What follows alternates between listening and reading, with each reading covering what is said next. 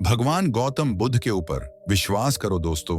उन्होंने एक ऐसा नियम बताया है जिसे अपनाकर हम हमेशा स्वस्थ और बीमारियों से कोसों दूर रह सकते हैं। और वह कौन सा नियम है? आज की वीडियो में हम वही जानेंगे। अब आप में से ज्यादातर लोग यही सोच रहे होंगे कि ऐसा कोई तरीका, कोई नियम नहीं है। लेकिन मैं आपको बता दूं, आयुर्वेद में एक ऐसा नियम है जिसे अपनाकर आप जीवन भर स्वस्थ रह सकते हैं। और उस नियम का जिक्र बड़े बड़े आयुर्वेद के जानकार लोग आज भी करते हैं। और आज मैं आपको उन्हीं 4 नियमों के बारे में बताऊंगा जिनका अगर आप पालन करते हैं तो आप जीवन भर स्वस्थ रहेंगे और निरोगी रहेंगे। इन नियमों का पालन करने से आपको कभी भी गैस, अपच, एसिडिटी, जोड़ों में दर्द, कमर दर्द, हाथ पैरों में दर्द, मोटापा, बीपी, शुगर, सर्दी जुकाम, खांसी, दिल से संबंधित बीमारियां नहीं होंगी। तो दोस्तों, अगर आप भी जीवन भर स्वस्थ रहना चाहते हैं तो आज की इस वीडियो में मैं आपको एक कहानी के माध्यम से उन 4 नियमों के बारे में बताऊंगा, क्योंकि कहानी के द्वारा बताई गई जानकारी हमें हमेशा याद रहते हैं। इसलिए इस कहानी को ध्यानपूर्वक पूरा सुने। बहुत समय पहले की बात है।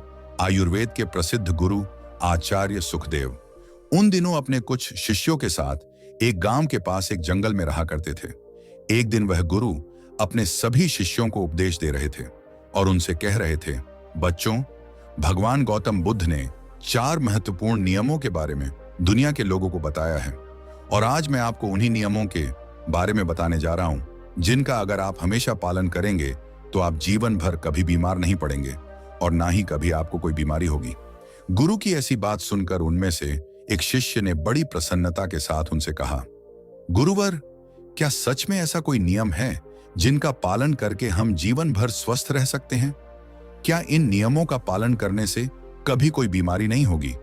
तब गुरु मुस्कुराते हुए उस शिष्य से कहते हैं, हाँ पुत्र, यदि आप इन नियमों का पालन करते हैं तो आप जीवन भर स्वस्थ रहेंगे और आपको जीवन में कभी कोई बीमारी नहीं होगी। तभी उस शिष्य ने गुरु से कहा, गुरुवर, यदि ऐसा है तो आप हमें उन नियमों के बारे में पूरा विस्तार से बताइए ताकि हम उनका पालन करके जीवन भर स्वस्थ रहें। और फिर इन नियमों के बारे में सभी लोगों को बताएं ताकि वह भी बीमारियों से मुक्त रहें और जीवन में स्वस्थ रहें। शिष्य की ऐसी बात सुनकर गुरु ने और भी जितने शिष्य थे उनसे कहा, बच्चों, अब तुम सब मेरी बातों को ध्यान से सुनो। सभी शिष्य गुरु की बात को ध्यान से सुनने लगे। बच्चों, आयुर्वेद में कहा गया है कि किसी भी व्यक्ति को अगर रोग मुक्त रहना है तो उसे अपने जीवन में 3 बातों का ध्यान रखना चाहिए। और वह 3 बातें हैं, वह अपने वात, पित्त और कफ तीनों का संतुलन बनाए रखें। फिर गुरु ने उन सभी शिष्यों से कहा, बच्चों, हमारे शरीर में 3 तरह के दोष पाए जाते हैं, वात दोष, पित्त दोष और कफ दोष। हमारा पूरा शरीर इन्हीं 3 दोषों पर आधारित है। फिर इसके बाद गुरु ने उन सभी शिष्यों से कहा, बच्चों, जब वात दोष बहुत ज्यादा बिगड़ जाता है तो हमारे शरीर में 80 से ज्यादा रोग प्रवेश करते हैं, जैसे घुटनों के दर्द, कमर दर्द, कंधों का दर्द, बीपी कम और ज्यादा होना, हार्ट अटैक जैसे इत्यादि बीमारियां। और जब पित्त दोष बिगड़ जाता है तो 40 रोग हमारे शरीर के अंदर प्रवेश करते हैं, जैसे एसिडिटी, अल्सर, पेट में जलन, छाती में जलन, खाना हजम ना होना इत्यादि। ये सब पित्त बिगड़ने के कारण होता है। और जब कफ दोष बिगड़ जाता है तो 20 रोग हमारे शरीर के अंदर प्रवेश करते हैं, जैसे मोटापा। और जब मोटापा बढ़ जाता है तो 20 रोग आ जाते हैं शरीर में। इसके बाद गुरु उन सभी शिष्यों से कहते हैं, बच्चों, सर्दी, खांसी, जुकाम से लेकर जितनी भी बड़ी बड़ी बीमारियां हैं, कैंसर तक जो आखिरी रोग माना जाता है, वह वात, पित्त, कफ के बिगड़ने के कारण ही होते हैं। और वात, पित्त और कफ को संतुलन में रखने के लिए आयुर्वेद में बहुत सारे नियम बताए गए हैं। लेकिन आज मैं आपको उन नियमों में से 4 ऐसे नियम बताऊंगा जिनका पालन करके आप अपने इन तीनों दोषों को संतुलन में रख सकते हैं।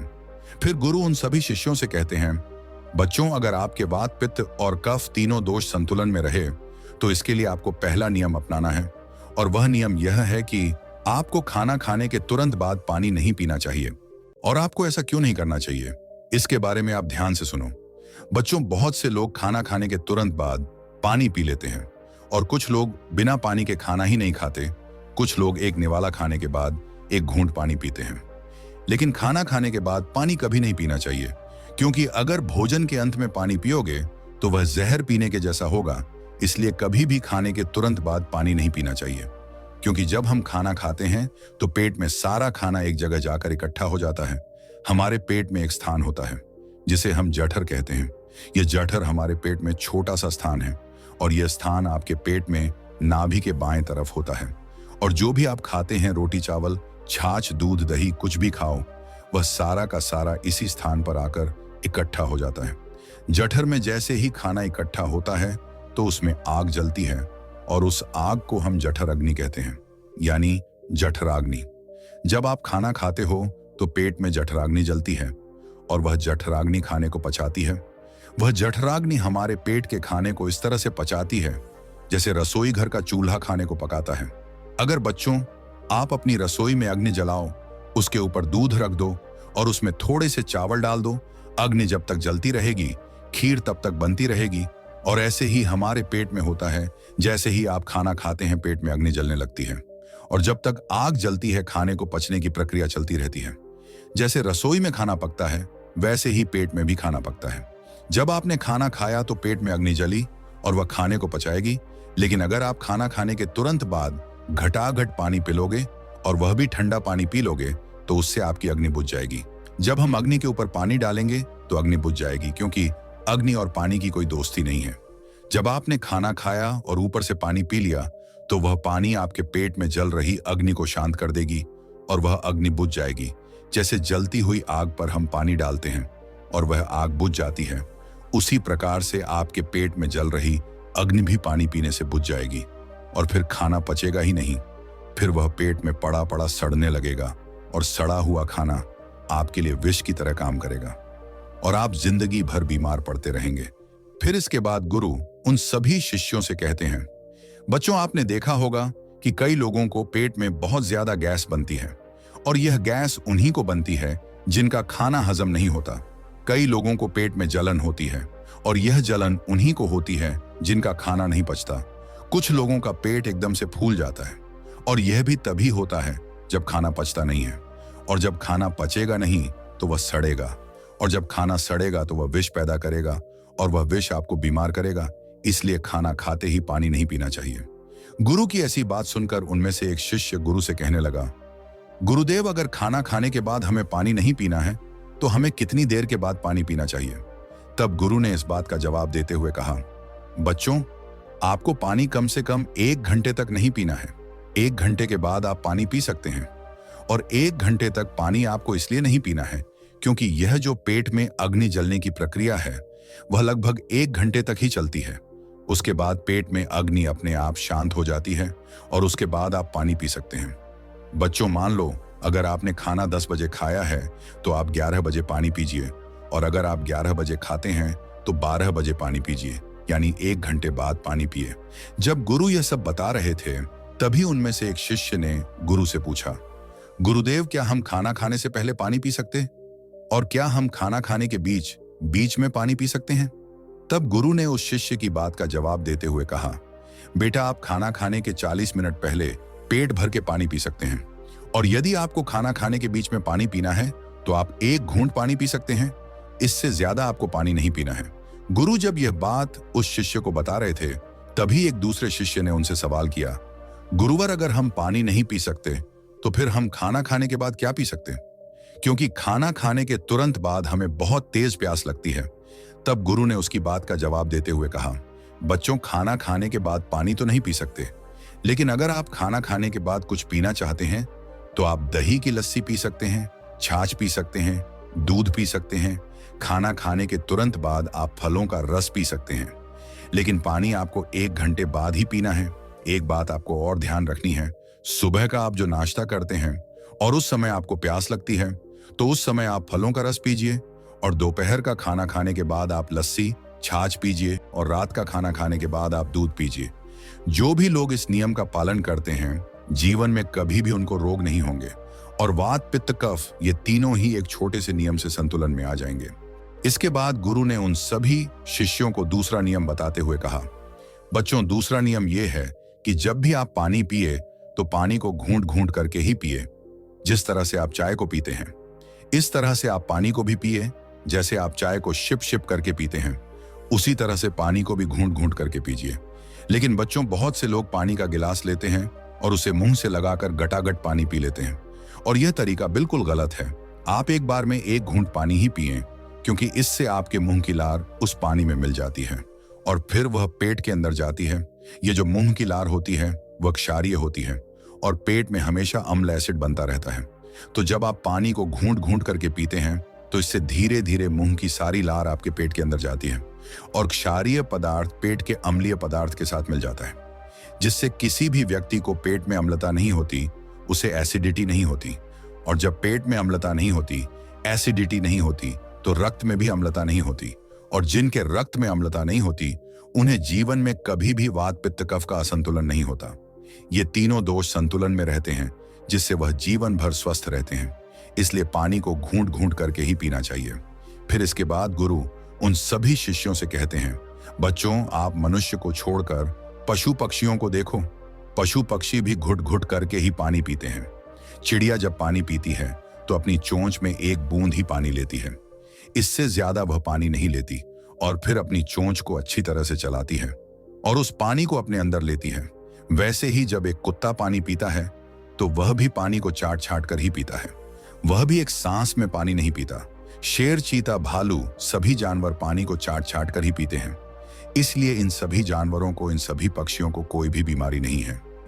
ना ही किसी पक्षी को आर्थराइटिस है, न ही किसी जानवर को डायबिटीज है, और ना ही किसी पक्षी को शुगर है, और ना ही किसी जानवर को अन्य रोग है। कोई भी जानवर ओवरवेट नहीं है, कोई भी पक्षी ओवरवेट नहीं है। किसी भी पशु पक्षी को एसिडिटी की प्रॉब्लम नहीं है। सभी सलामत और फिट हैं, और यह इसीलिए है क्योंकि वह पानी को घुट घुट करके पीते हैं या फिर छाट कर पीते हैं। जबकि इन पशु पक्षियों को कोई नहीं सिखाता, न ही इनका कोई गुरु होता है और न ही कोई इन्हें शिक्षा प्रदान करता है। जबकि मनुष्य सब कुछ जानते हुए भी बेवकूफ बना रहता है। मनुष्य को तो शिक्षा भी दी जाती है, लेकिन इसके बावजूद भी वह उस शिक्षा का सही तरीके से उपयोग नहीं करता। जबकि पशु और पक्षी जन्म से ही यह ज्ञान सीख कर आते हैं और उसका अच्छे से पालन भी करते हैं, और इसीलिए वे स्वस्थ रहते हैं। अगर आप भी इस नियम का पालन करते हैं तो आप भी जीवन भर स्वस्थ रहेंगे। फिर इसके बाद गुरु उन सभी शिष्यों से कहते हैं, बच्चों, अब मैं तुम्हें तीसरा नियम बताता हूं, और वो तीसरा नियम है, जीवन में कितनी भी प्यास लगे लेकिन आपको ठंडा पानी बिल्कुल नहीं पीना है। बर्फ डाला हुआ पानी और फ्रिज में रखा हुआ पानी तो आपको कभी भी नहीं पीना है, क्योंकि शरीर आपका गर्म है और पानी आपका ठंडा है। और ऐसे में जब आप ठंडा पानी पीते हैं तो आपका पेट तो गर्म रहता है, लेकिन जैसे ही आप ठंडा पानी पीते हैं तो आपके पेट में झगड़ा होना शुरू हो जाता है। क्योंकि जब आप नॉर्मल पानी पीते हैं तो इससे आपके पेट को उस पानी को गर्म नहीं करना पड़ता और वह पानी आपके शरीर में अच्छी तरह से सप्लाई हो जाता है।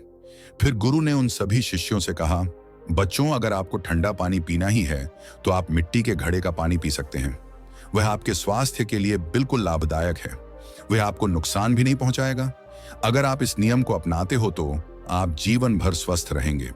फिर गुरु अपने शिष्यों को चौथा नियम समझाते हुए कहते हैं, बच्चों, सुबह की शुरुआत जैसे होगी वैसा ही पूरा दिन बीतेगा। इसलिए पहला काम जो आपको करना है वह है पानी पीना। शिष्यों ने जिज्ञासा से पूछा, गुरुदेव, सुबह उठते ही पानी पीने से क्या लाभ होता है? गुरु ने मुस्कुराते हुए कहा, जब भी आपकी आंख खुले सबसे पहले 2 से 3 गिलास गुनगुना पानी पिएं और उसके बाद ही शौचालय जाएं। ऐसा करने से आपको 2 बड़े लाभ मिलेंगे। पहला लाभ यह है कि आपका पेट तुरंत साफ होगा। बच्चों, रात भर आपके शरीर ने भोजन को पचाने का काम किया होता है और मल निष्कासन के लिए तैयार रहता है। जैसे ही आप सुबह उठकर पानी पीते हैं, यह सीधा आपकी बड़ी आंत में जाता है और उसे सक्रिय कर देता है। बड़ी आंत की सफाई होते ही पेट पर हल्का दबाव पड़ता है और जब आप शौचालय जाएंगे तो 3 से 4 मिनट में आपका पेट पूरी तरह साफ हो जाएगा। याद रखना, जिनका पेट रोज सुबह बिना किसी कठिनाई के साफ हो जाता है वे कई बीमारियों से बचे रहते हैं। कब्ज, एसिडिटी और पेट से जुड़ी समस्याओं का एक ही समाधान है, सुबह उठते ही पानी पीना। इसका दूसरा लाभ यह है, इससे पेट की अम्लता शांत होगी। बच्चों, जब आप सोते हैं तो आपके मुंह में एक विशेष प्रकार की क्षारीय लार बनती है। यह लार बहुत कीमती होती है क्योंकि यह शरीर की अम्लता को नियंत्रित करने में मदद करती है। जब आप सुबह उठकर पानी पीते हैं तो यह क्षारीय लार पेट में जाकर वहां मौजूद एसिड को संतुलित कर देती है। अगर आप सुबह पानी नहीं पीते तो पेट में अम्लता बढ़ सकती है, जिससे गैस, जलन और अपच जैसी समस्याएं हो सकती हैं। इसलिए सुबह उठते ही पानी पीना अपने जीवन का नियम बना लो। ये एक साधारण आदत तुम्हें कई बड़ी बीमारियों से बचा सकती है। सभी शिष्यों ने सिर झुकाकर कहा, गुरुदेव, हम इस नियम को अपने जीवन में जरूर अपनाएंगे। फिर इसके बाद गुरु उन सभी शिष्यों से कहते हैं, बच्चों, यह आयुर्वेद के 4 नियम हैं। मैं एक बार और दोहरा देता हूं। सबसे पहला नियम, आपको खाना खाने के तुरंत बाद पानी नहीं पीना है। दूसरा नियम यह है कि आपको पानी को एक सांस में नहीं पीना है, पानी को घुट घुट करके पीना है। तीसरा नियम, आपको ठंडा पानी कभी भी नहीं पीना है। और चौथा नियम, सुबह उठते ही बिना कुल्ला किए पानी पीना है। ये नियम जिन्हें अगर आप अपने जीवन में अपनाते हैं तो आप जीवन भर स्वस्थ रहेंगे और आपको कभी कोई बीमारी नहीं होगी। इसलिए इस नियम का पालन करें। इतना कहने के बाद गुरु शांत हो गए। फिर वहां उपस्थित सभी शिष्यों ने गुरु का धन्यवाद किया और सभी ने गुरु से कहा कि गुरुदेव, हम इस नियम का पालन जरूर करेंगे।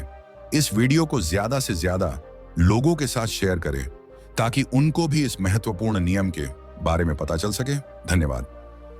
क्या आपको पता है, सिर्फ एक गलती की वजह से आपके शरीर में 90% बीमारियां जन्म ले रही हैं। और मजे की बात यह है कि अधिकतर लोग इस गलती को रोज कर रहे हैं, बिना यह जाने कि वे अपनी सेहत को धीरे धीरे तबाह कर रहे हैं। अब जरा सोचिए, अगर आपको सिर्फ एक छोटा सा बदलाव करने से इस परेशानी से छुटकारा मिल जाए तो क्या आप इसे अपनाना चाहेंगे?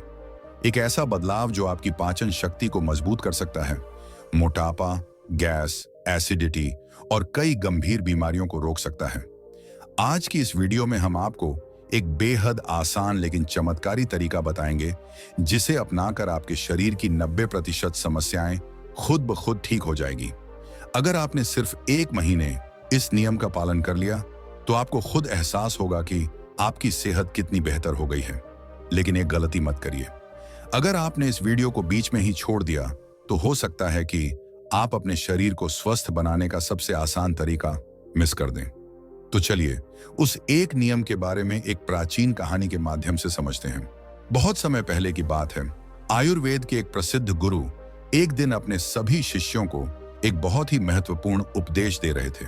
अब आप लोगों को तो पता ही है कि पहले प्राचीन समय में गुरु अपने सभी शिष्यों को बिना किताबों के ही ज्ञान दिया करते थे, और वह ज्ञान आज हमें किताबों में भी नहीं मिलता है। ऐसे में वह गुरु उन सभी शिष्यों को कह रहे थे कि बच्चों, क्या आप सभी लोगों को पता है कि हम लंबे समय तक स्वस्थ कैसे रह सकते हैं? तो उनके शिष्यों ने कहा कि गुरुदेव, हमें पता नहीं है, लेकिन आप हमें इसके बारे में विस्तार से बताइए। तब गुरु ने कहा कि एक छोटा सा नियम है जो हमें अनेकों बीमारियों से दूर रखता है और हम लंबे समय तक जवान रह सकते हैं। जो भी व्यक्ति इस नियम का पालन करता है वह वृद्धावस्था में भी युवा दिखाई पड़ता है। उसके चेहरे पर तेज रहता है, उसकी त्वचा में चमक रहती है, वह हर समय ऊर्जा से भरपूर रहता है। और जो व्यक्ति इस नियम का पालन नहीं करता है वह जवानी में ही वृद्ध दिखाई देने लगता है। उसके बाल सफेद हो जाते हैं, चेहरे पर झुर्रियां पड़ जाती हैं, त्वचा रूखी सूखी हो जाती है और वह हमेशा थका थका महसूस करता है। इसीलिए आज जो मैं तुम्हें नियम बताने वाला हूं उसे तुम बड़े ही ध्यान से सुनना, क्योंकि यह एक छोटा सा नियम आपके पूरे जीवन को बदल सकता है। तभी एक शिष्य ने कहा कि गुरुदेव, क्या वह नियम सरल है? क्या हम उस नियम को आसानी से अपना सकते हैं? शिष्य की बात सुनकर गुरु मुस्कुराए और बोले, हाँ बेटा, यह नियम बहुत सरल है और इसे हर व्यक्ति अपना सकता है। तुम भी अपना सकते हो। यह नियम बहुत आसान है, बस तुम्हें इसका ठीक से पालन करना आना चाहिए। तभी वह शिष्य बोला कि गुरुदेव, लेकिन वह नियम क्या है? तब गुरु ने बताया कि वो नियम यह है कि हमें रात में भूखा सोना चाहिए। गुरु की बात सुनकर सब घबरा गए और सभी शिष्यों ने गुरु से कहा कि गुरुदेव, आप क्या कह रहे हैं? भूखा सोना है? मुझसे तो इस नियम का पालन नहीं हो पाएगा, क्योंकि देखो, मैं तो भूखा नहीं रह सकता हूं। शिष्य की बात सुनकर गुरु फिर मुस्कुराए और बोले, पहले तुम मेरी पूरी बात तो सुनो। तुम इस पूरे नियम के बारे में तो समझो। मैं तुम्हें यह थोड़ी कह रहा हूं कि तुम सुबह भोजन करो और इसके बाद भोजन मत करो और रात को भूखे सोने जाओ। फिर गुरु ने सभी शिष्यों से कहा, अब आप सभी लोग मेरी बात को ध्यान से सुनो।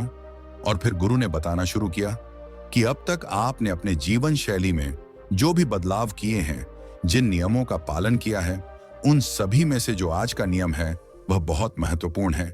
यह आपको बहुत अधिक लाभ देगा।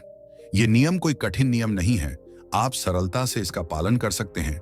इसके लिए सबसे पहले आपको इसके बारे में पता होना चाहिए कि हमारे शरीर में एक प्राण शक्ति होती है जो हमारे सभी कार्यों को संपादित करती है। जैसे कि जब हम भोजन करते हैं तो वह प्राण शक्ति हमारे भोजन को पचाने में लग जाते हैं। हम कोई दिमाग का कार्य कर रहे होते हैं तो उस समय वह प्राण शक्ति उस कार्य को ठीक तरीके से संचालित करने में लग जाते हैं। जब हम दौड़ रहे होते हैं तो दौड़ते समय भी हमारी जो प्राण शक्ति है वह कार्य करती है। वह प्राण शक्ति हमारे शरीर के हर कार्य को संपादित करती है। लेकिन यहाँ पर समझने वाली बात यह है कि प्राण शक्ति केवल एक ही समय में एक ही कार्य कर सकती है। अगर आप भोजन करते हैं और भोजन करने के तुरंत बाद अगर आप कुछ गहरी सोच में पड़ जाते हैं तो आपके पाचन तंत्र पर इसका प्रभाव पड़ेगा, क्योंकि जो प्राण शक्ति है वह पूरे तरीके से पाचन पर लगी नहीं रह पाती है। उसे तो आपने सोचने में लगा दिया है। प्राण शक्ति का काम था कि जो भोजन आपने खाया है उसका कार्य उसे पचाने का था। आप तो गहरी सोच में डूब गए और प्राण शक्ति को एक नया काम मिल गया। अगर आप भोजन करने के बाद कोई शारीरिक परिश्रम करना शुरू कर देते हैं या फिर तेज चलना शुरू कर देते हैं तो यह भी ठीक नहीं है, क्योंकि प्राण शक्ति पूरी तरह से पाचन पर लगती है। वह अब आपके तेज चलने पर खर्च हो रहा है। इसीलिए आपको भोजन करने के बाद बहुत तेज नहीं चलना है, नहीं तो आपकी प्राण शक्ति आपके तेज चलने की तरफ आकर्षित हो जाएगी। इसीलिए आपको भोजन करने के बाद धीरे धीरे ही टहलना है। इसके बाद गुरु ने उन शिष्यों को कहा कि यह तो तुम्हें समझ में आ गया होगा कि प्राण शक्ति एक समय में एक ही कार्य कर सकती है, लेकिन जब आप देर रात में भोजन करते हैं, देर से आप खाना खाते हैं, तो पता है ना क्या होता है। इससे हमारे शरीर पर 3 प्रभाव पड़ते हैं। अब आप सभी 3 प्रभावों को ठीक से सुनना। जो पहला प्रभाव हमारे शरीर पर पड़ता है वह यह है कि जो आपकी जठर अग्नि होती है वह सूर्य के साथ काम करती है। यानी कि जैसे जैसे सूर्य का उदय होता है तो आपकी जो पाचन अग्नि है वह बढ़नी शुरू हो जाती है। दोपहर में वह बढ़ जाती है और संध्या काल में वो थोड़ी मंद पड़ जाती है। इसीलिए संध्या काल में हल्का भोजन करें और यही ठीक रहता है। और आपको यह भी ध्यान रखना होता है कि आपको शाम का भोजन सूर्य अस्त होने से पहले ही कर लेना है। अगर सूर्य अस्त हो गया तो आपकी जो जठर अग्नि है वह बिल्कुल कम हो जाएगी, और उस जठर अग्नि में जब आप भोजन करते हैं तो वह भोजन ठीक से नहीं पचता है। अगर आपने सात्विक भोजन भी किया होगा तो वह भी नहीं पचता है, क्योंकि उस समय जठर अग्नि मंद थी। इसलिए भोजन ठीक से नहीं पचता है और वह शरीर में लंबे समय तक पड़ा रहता है, ज्यादा समय तक रुका रहता है। इसीलिए उसकी वजह से वहां पर सड़न पैदा होने लगती है, और वही सड़न हमारे लिए विषाक्त का कारण बनता है और जहर का कारण बनता है। यह आपके शरीर के लिए हानिकारक होती है। इसीलिए आपको समझना है कि आप अगर सूर्य अस्त होने से पहले भोजन करते हैं तो जठर अग्नि प्रज्वलित रहती है और भोजन ठीक से पचता है। दूसरा प्रभाव जो आपके शरीर पर पड़ता है वह यह है कि रात्रि में जो आपकी प्राण शक्ति है वो हीलिंग में लगनी चाहिए। यानी कि शरीर में जो मरम्मत होनी है, शरीर में जो टूट फूट होती है, उसकी मरम्मत में वह प्राण शक्ति लगनी चाहिए। लेकिन अक्सर लोग क्या करते हैं, भोजन करते हैं और सो जाते हैं, जो कि बहुत गलत है। क्योंकि मैंने आपको पहले ही बताया कि प्राण शक्ति एक समय में एक ही कार्य करती है। लेकिन जब आप खाना खाकर तुरंत सोने चले जाते हैं तो आपकी प्राण शक्ति पूरी तरह भोजन को पचाने में लगी रहती है, और इस वजह से वह हीलिंग का कार्य नहीं कर पाता है और वह शरीर की मरम्मत भी नहीं कर पाती है। और जब वह प्रक्रिया निरंतर चलती रहती है, यानी कि आप खाते हैं और सो जाते हैं, तो फिर बहुत सारी बीमारियां शुरू होने लग जाती हैं, क्योंकि आपके शरीर की मरम्मत हो ही नहीं पाती है। आपकी प्राण शक्ति ठीक से अपना कार्य नहीं कर पाती है और वह मरम्मत का कार्य नहीं कर पाती है, और इसी वजह से अनेक बीमारियां पैदा हो जाती हैं। तीसरा प्रभाव जो हमारे शरीर पर पड़ता है या आता है वह यह है कि जब आप भोजन करने के तुरंत बाद सोने चले जाते हैं तो आपका दिमाग कहता है कि मुझे तो नींद चाहिए, और आपका शरीर भी यही कहता है कि मुझे तो नींद चाहिए। लेकिन आपका पाचन तंत्र क्या कहता है कि अभी मैं सक्रिय हूं, मुझे तुमने काम दिया है, अब इस काम को मुझे करना है। तो आप भी जागते रहोगे, तभी तो मैं अपना कार्य ठीक से कर पाऊंगा। यानी कि 2 विरोधाभासी स्थितियां पैदा हो जाती हैं। दिमाग की तरफ से सो जाओ और पेट की तरफ से जागो। ऐसी स्थिति में नींद गहरी नहीं हो पाती है और गहरी नींद ना होने के कारण शरीर को आराम भी नहीं मिल पाता है। आप सो तो जाते हैं 7 घंटे 8 घंटे, लेकिन सुबह उठने में आपको कठिनाई होती है। आप दिन भर ऊर्जावान महसूस भी नहीं कर पाते हैं और ऐसा इसलिए होता है क्योंकि रात भर प्राण शक्ति ठीक से शरीर की मरम्मत, शरीर की हीलिंग का काम नहीं कर पाई। आपकी जठर आग्नि, आपकी प्राण शक्ति पूरी तरह से पाचन तंत्र पर केंद्रित रही। उसने पूरी रात भोजन को पचाने में ही अपना समय लगा दिया और फिर जैसे आप सुबह उठते हैं तो हम उठते ही फिर कुछ खा लेते हैं और इसी वजह से बार बार खाने से हमारी प्राण शक्ति पूरी तरह से पाचन पर ही लगी रहती है और शरीर के दूसरे कार्य मंद पड़े रहते हैं, जो कि शरीर के लिए बहुत जरूरी थे। ये 3 प्रभाव थे जो हमारे शरीर पर पड़ते हैं। अगर आप सूर्य अस्त होने के बाद भोजन करते हैं और भारी भोजन खाते हैं, इससे आपकी पाचन प्रणाली पूरी तरह से बिगड़ जाती है, खत्म हो जाती है और फिर आप इसे ठीक करने के लिए चूर्ण लेते हैं, अनेक प्रकार के तरीके अपनाते हैं, तब भी ये ठीक नहीं हो पाते हैं। लेकिन जो स्वाभाविक प्रणाली है उस पर तो आप ध्यान नहीं देते हैं। ये स्वाभाविक प्रणाली जो परमात्मा ने आपको दिया है, जिससे आपका शरीर खुद ही खुद को साफ कर लेता है, खुद ही खुद की बीमारियों को ठीक कर लेता है। फिर गुरु सभी शिष्यों से कहते हैं कि अब मेरी बात को ध्यान से सुनो। शरीर अपनी बीमारियां अपने आप ठीक करेगा, लेकिन उसके लिए तुम्हें क्या करना है, इस बात को समझो। इसके लिए आपको 7 बजे से पहले अपना आहार लेना है। अगर आप 7 बजे से पहले भोजन कर लेते हैं तो उसके बाद आप 10 बजे तक सोने के लिए जाते हैं, तो आपके पास लगभग 3 घंटे का समय होता है। और जो यह 3 घंटे का समय होता है और इसमें जो भी आपने हल्का फुल्का भोजन किया है वह आपके पेट से नीचे उतरना शुरू हो जाता है और उसका अर्ध पचन हो जाता है, यानी कि पाचन का आधा कार्य समाप्त हो जाता है। उसके बाद आप सो जाते हैं, तो सोने के बाद 1 बजे तक आपका भोजन ठीक से पच भी जाता है। यानी आपने 7 बजे भोजन किया तो आपका आधा भोजन 10 बजे तक पच जाता है और जो बचा है वह रात 1 बजे तक पच गया। और 1 बजे के बाद जो आपकी प्राण शक्ति है वो मरम्मत का कार्य करेगी, वह हीलिंग का कार्य करने लग जाएगी। फिर गुरु उन सभी शिष्यों से कहते हैं कि आपकी प्राण शक्ति अपने कार्य को ठीक तरीके से करें। उसके लिए आप 2 तरीकों से भूखा रह सकते हैं। मैं आपको उपवास करने के लिए नहीं बोल रहा हूं, क्योंकि उपवास करना सबके लिए संभव नहीं है। जो मैं आपको बता रहा हूं इसको कहा जाता है अर्थ उपवास, या इसे प्रातःकालीन उपवास भी कहते हैं। इसमें आपको उपवास करना है, वह उपवास आपको 16 घंटे का करना होता है। और इसकी शुरुआत आप ऐसे कर सकते हैं कि आपने शाम को जो भोजन किया था 7 बजे, उसके बाद अगले दिन आप सुबह 7 बजे ही भोजन करें, क्योंकि जब आप 7 बजे भोजन कर लेते हैं तो वह भोजन आपका रात्रि में 1 बजे तक पच जाता है। उसके बाद आपके शरीर के पास लगभग 6 घंटे होते हैं और इस 6 घंटे में प्राण शक्ति शरीर की मरम्मत का कार्य करती है। आप शाम को 7 बजे भोजन करें और उसके बाद सुबह 7 बजे भोजन करें, और यह नियम हर कोई अपना सकता है। यह बहुत सरल है, लेकिन अगर आप रात को 8 बजे या फिर 10 बजे भोजन खाते हैं तो आप अपने इस नियम को बदलें और 7 बजे तक भोजन कर लें, क्योंकि यह छोटा सा नियम आपके जीवन में बड़ा बदलाव करेगा। दूसरी सारी चीजें बाद में, पहले अपने शरीर के स्वाभाविक प्रणाली को ठीक करना है। अगर आपको इस नियम से और भी ज्यादा फायदा लेना है तो आप शाम को 7 बजे भोजन कीजिए और उसके बाद सुबह 11 बजे भोजन करेंगे। अगर आप 7 से 11 बजे भोजन करते हैं तो आपके शरीर के पास 16 घंटे होते हैं, जिसमें वह भोजन का पाचन भी करेगा और उस भोजन को पचाने के बाद वो मरम्मत का काम करना शुरू कर देगा। इस प्रकार से जब आप अपने शरीर को आराम देते हैं, पाचन तंत्र को रिलैक्स होने देते हैं, प्राण शक्ति को अपना कार्य करने देते हैं, तो यह प्राण शक्ति आपकी पूरी शरीर को प्रभावित करेगी, पूरे सिस्टम को ठीक करेगी और आपको यह प्रभाव 20 दिन में दिखना शुरू हो जाएगा। अगर आपको कोई गंभीर बीमारी है तो वो ठीक होना शुरू हो जाएगी। अगर आपकी त्वचा खराब है तो वह भी ठीक होने लगेगी। आपकी त्वचा ग्लो करेगी। अगर आपके बाल बहुत ज्यादा झड़ते हैं तो आपके बाल भी मजबूत होंगे। अगर आप बहुत थका थका महसूस करते हैं तो आप ऊर्जावान महसूस करने लगेंगे। अगर आपको कोई मानसिक समस्या है, चिंता है, तनाव है, तो आपकी चिंता और तनाव भी दूर हो जाएगा।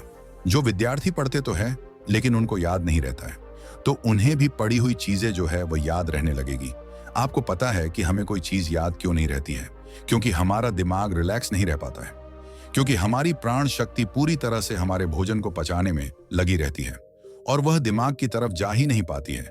लेकिन आप इस नियम का पालन करेंगे तो आपकी एकाग्रता बढ़ जाएगी, दिमाग भी अच्छे से कार्य करना शुरू कर देगा। अगर आप 10 घंटे का उपवास करते हैं तो आपके शरीर का फैट कम होगा। अगर आप वजन बढ़ाना भी चाहते हैं तो आपका वजन भी बढ़ेगा, लेकिन जो एक्स्ट्रा फैट होता है वह कम हो जाएगा, क्योंकि मोटापा अनेक बीमारियों को जन्म देता है। यह नियम आपके लिए हर प्रकार से उपयोगी है। तभी गुरु की बात सुनकर उनमें से एक शिष्य खड़ा हुआ और उनसे बोला कि गुरुदेव, मेरे मन में 2 प्रश्न उठ रहे हैं, कृपा करके आप उनका भी जवाब दीजिए। गुरु ने कहा कि पूछो बेटा, तुम्हारा क्या प्रश्न है? तब शिष्य ने कहा कि गुरुदेव, अगर हम शाम को 7 बजे भोजन करते हैं तो उसके बाद हम 10 बजे तक सोने जाते हैं, तो अगर हमें भूख लगे तो हम क्या करें? शिष्य की बात सुनकर गुरु ने कहा कि बेटा, इसके लिए तुम्हें सबसे पहले यह समझना होगा कि हमारे शरीर की प्रत्येक कोशिका का एक सिस्टम होता है। वह बाहर से कैलोरी लेती है, जो हम भोजन खाते हैं उससे वह ऊर्जा का निर्माण करती है और उसी से हमारा शरीर भी चलता है। लेकिन अगर कोशिकाओं को निरंतर बाहर से आहार मिलता रहता है तो उसी से वह निरंतर ऊर्जा बनाती रहती है। लेकिन जब आप कुछ समय तक भोजन नहीं करते हैं और बाहर से कोशिकाओं को ऊर्जा मिलना बंद हो जाती है, तो ऐसी स्थिति में कोशिकाएं अपने अंदर जो वेस्ट मटेरियल पड़ा रहता है उससे ही, चाहे वह गलत तरीके का प्रोटीन ही क्यों ना हो, कोई बैक्टीरिया ही क्यों ना पड़ा हुआ हो, वह उनका अवशोषण करके ऊर्जा का निर्माण करना शुरू कर देती है। इसी स्थिति में कोशिकाओं की सफाई होना शुरू हो जाती है और इस प्रक्रिया को ऑटोफैगी कहते हैं। और इस प्रक्रिया में यह होता है कि जो कोशिकाओं के अंदर एक संरचना होती है जिसे लाइसोसोम कहा जाता है। लाइसोसोम के अंदर कुछ एंजाइम होते हैं और ये एंजाइम जो वेस्ट मटेरियल कोशिका के अंदर है उसका पाचन करके उससे ऊर्जा का निर्माण करना शुरू कर देते हैं। यानी कि आपकी कोशिकाएं जब उसे बाहर से ऊर्जा नहीं मिलती है तो वह अपने अंदर के वेस्ट मटेरियल को इकट्ठा करके उसी से ऊर्जा बनाती है।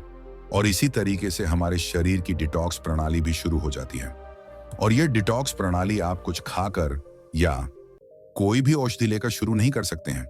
यह डिटॉक्स प्रणाली जो है वह एक ही तरीके से शुरू हो सकती है, और वह यह है कि जब आप कुछ समय तक आहार नहीं लेते हैं। दिन में पूर्ण उपवास करना लोगों के लिए संभव नहीं होता है, कठिन पड़ता है, लेकिन आप इस नियम में अधिकतर सोए रहे होते हैं। तो अगर आप 16 घंटे का नियम अपनाते हैं, शाम को 7 बजे तक भोजन करके अगले दिन 7 बजे या फिर हो सके तो 11 बजे भोजन करते हैं, तो इससे भी आपको कोई कठिनाई नहीं होगी, क्योंकि इस समय भी आप अधिकतर समय सो रहे होते हैं। और उसके बाद आप अपने सुबह के नियम और प्रक्रिया पर लगे रहते हैं, जिससे समय निकल जाता है और आपको भूख का एहसास नहीं होता है। फिर गुरु ने सभी शिष्यों से कहा कि बेटा, अगर आपको 7 बजे खाना खाने के बाद भी भूख लगती है तो आप उस समय नारियल पानी ले सकते हैं, क्योंकि यह आपकी डिटॉक्स प्रणाली में कोई बाधा नहीं बनता है। इसके साथ आप एक कार्य कर सकते हैं जिससे कि आपकी भूख पर प्रभाव भी पड़ेगा और जो आपकी डिटॉक्स प्रणाली है वह भी बेहतर तरीके से काम करने लगेगी। इसके लिए आपको सोने से पहले त्रिफला चूर्ण का प्रयोग करना है। जब आप सोने जाएं तो उससे पहले 1 गिलास हल्के गुनगुने पानी में आधा छोटा चम्मच या फिर 1 छोटा चम्मच त्रिफला चूर्ण को अच्छे से मिलाकर उसे पी लें। जब हम त्रिफला चूर्ण का सेवन करके सोते हैं तो इससे डिटॉक्स प्रणाली और भी बेहतर तरीके से काम करने लगती है। जिनका मल बहुत ज्यादा रुकता है, जिनको कब्ज की शिकायत रहती है, उनके लिए यह वरदान है। इतना सब बताने के बाद वह गुरु शांत हो जाते हैं। फिर सभी शिष्यों ने गुरु का धन्यवाद किया और सभी अपने अपने काम में लग गए। इस वीडियो में बताई गई जानकारी को उपयोग में लाने से पहले एक बार किसी विशेष चिकित्सक से सलाह जरूर कर ले। धन्यवाद। आपका